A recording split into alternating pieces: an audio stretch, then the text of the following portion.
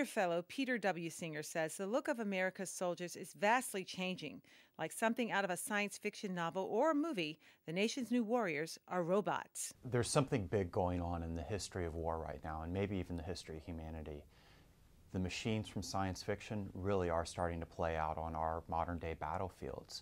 These machines are doing incredible things out there, diffusing bombs. The ones overhead are providing protection and oversight. You have systems like the Global Hawk, which is a large plane that can stay up in the air for 24 hours. It does surveillance. R2-D2 is a system that's already in Iraq right now. It's the counter rocket artillery mortar system, and it's basically this large automated machine gun that looks a lot like R2-D2 from the Star Wars, and it's basically defending military bases, the Green Zone in Baghdad, from incoming rocket and artillery attacks.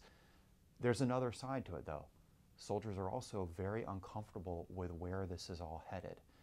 For example, when you interview Special Operations Forces guys, they're concerned about what does this do to the ethos of war? Does it make war easier? Does it make war crimes easier? And so this opens some interesting questions.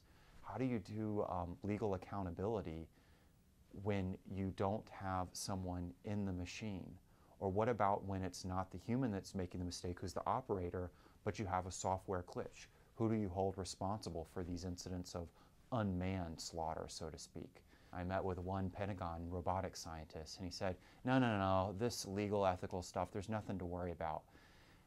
You know, if a machine kills someone too often, then it's just a product recall issue, is the way he described it. And I don't know if that's the right answer. We have this incredible creativity. We have taken our species to the stars. We have created art that expresses our love and appreciation for each other. And now we're creating something incredible and new, this new technology that may even be a new species one day. But the reason that we're doing that is because of war. And that's kind of sad, and maybe it says that it isn't just our machines that are wired for war, but maybe it's us.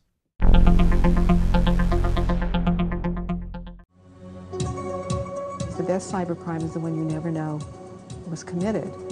My name is Susanbrenner. My official title is the NCR Distinguished Professor of Law and Technology at the law school, and I teach at the law school, but I spend most of my time actually working in the area of cybercrime. 1997 is when I first offered a class on it, because it was becoming apparent that computers could let people do things that were different. And it's really very complex, the way it can play out in different contexts. So you have the complex crimes and the computers. It's fascinating. It is an incredible challenge for law enforcement. You have three things. Cybercrime, which is somebody uses a computer to commit crime to make money, they commit fraud, or they do the murder. Cyber terrorism, which would be that terrorists would use computers either to attack, say, bring down the electrical grid, things like that, attack air traffic control, that would be fun. Those kinds of things, different ways you can do that. Information warfare. This stuff is interesting and creative and difficult, and I've only talked about the crime part. I haven't talked about the procedural part, the privacy part. One thing that I think is neat about it, and that is important, and probably ties in with some of what UD is doing, is this whole international. We, the United States, have pushed very hard for the adoption of the Cybercrime Treaty. The Council of Europe is called the Convention on Cybercrime. We pushed really hard to get it adopted, and after 5 years, we finally ratified it recently.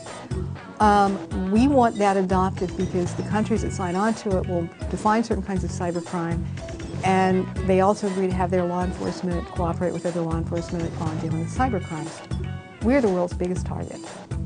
Nobody knows how much is lost. I have heard estimates in the hundreds of billions. It's probably pretty reasonable. Businesses won't report it. Nobody wants to talk about it. It's a major problem. We can't solve it on our own. And we need to try to get other countries on board with this because it's international. And that's where it is. Cybercrime borders don't count.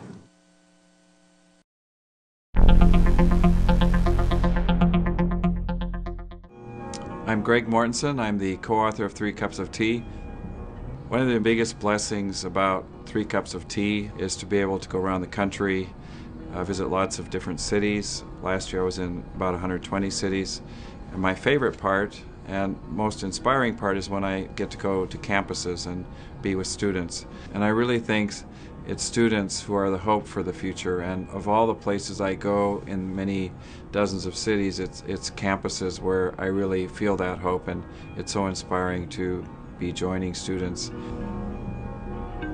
3 Cups of Tea is about my work in Pakistan, Afghanistan for 16 years to help set up schools and promote literacy for education.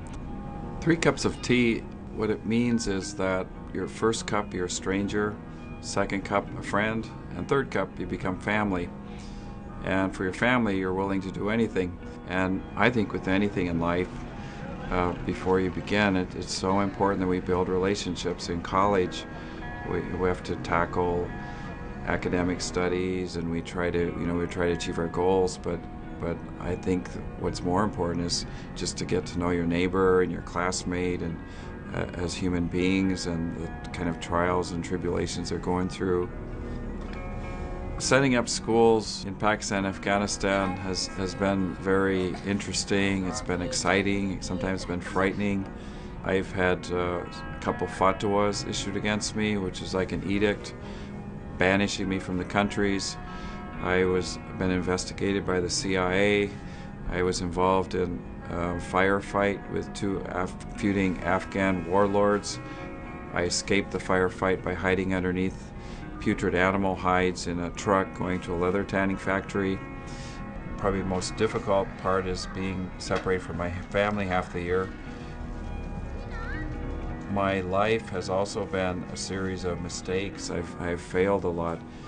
When I was 16, I went to take my driver's license test. We were very poor. We had a little Honda Civic, and I went to parallel park the car. I hit the accelerator instead of the brakes, and I totaled the family car.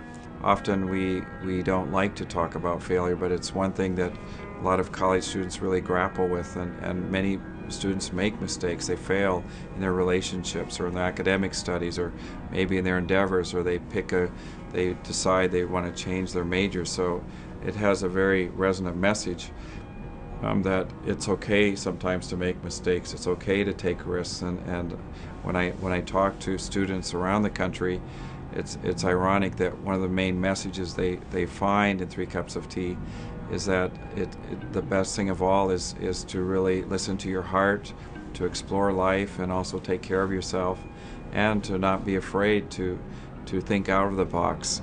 A U.S. News report that came out a couple years ago said that in 1970, about 1/3 of college graduates want to go out and make a difference in the world.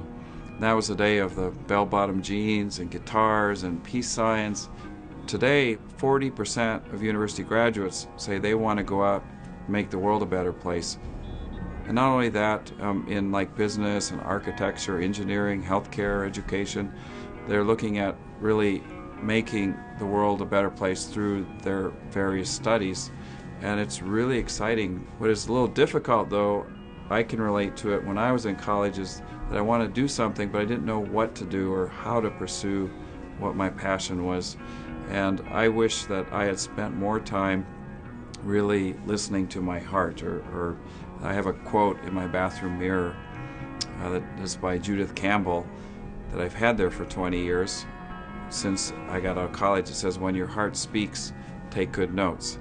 And you know, we're often conditioned, especially in school, to become very linear and logical and strategic. But I often think some of the best decisions that I've made is when I listen to my heart or my conscience, or what I was feeling inside. And I wish that when I had started my studies that I had listened to my heart a little more. I'm really excited to come to your campus, visit with you, sit down and have 3 cups of tea and get to know you. A message of hope can actually change people's lives. People have gone in to completely change their careers or their majors in order to go out into the world and make a difference. And to me, that's very inspiring, that we think of ourselves as a global entity, and students are most open to that message and really want to go out and make a difference into the world. And that's very exciting.